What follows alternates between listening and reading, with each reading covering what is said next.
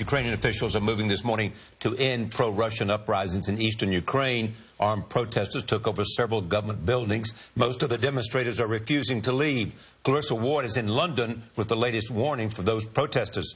Clarissa, good morning.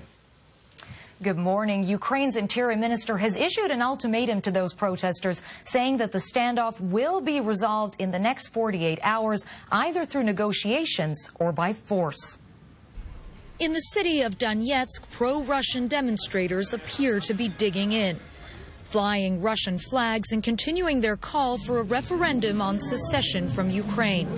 Ukrainian security forces yesterday managed to retake control of a government building in the city of Kharkiv, detaining some 70 people in the operation. But in Luhansk, demonstrators have beefed up barricades in front of the security services building where they remain holed up. The men, who have been stockpiling weapons, have threatened that any attempt to storm their sit-in will be met with force. As the standoff in eastern Ukraine continues, the diplomatic war of words has escalated. Yesterday, Secretary of State John Kerry accused the Russians of deliberately provoking the situation. No one should be fooled, and believe me, no one is fooled by what could potentially be a contrived pretext for military intervention, just as we saw in Crimea.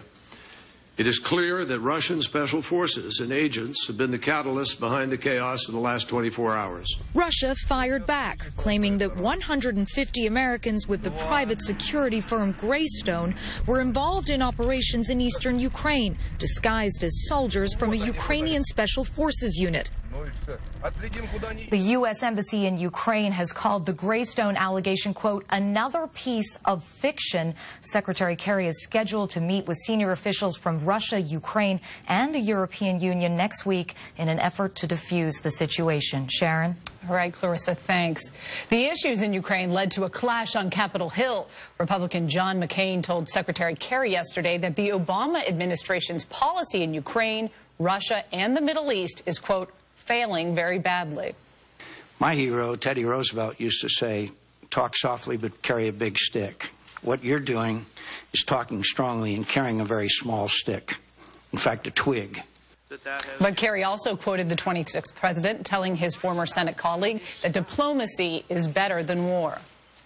Your friend Teddy Roosevelt also said that the credit belongs to the people who are in the arena who are trying to get things done.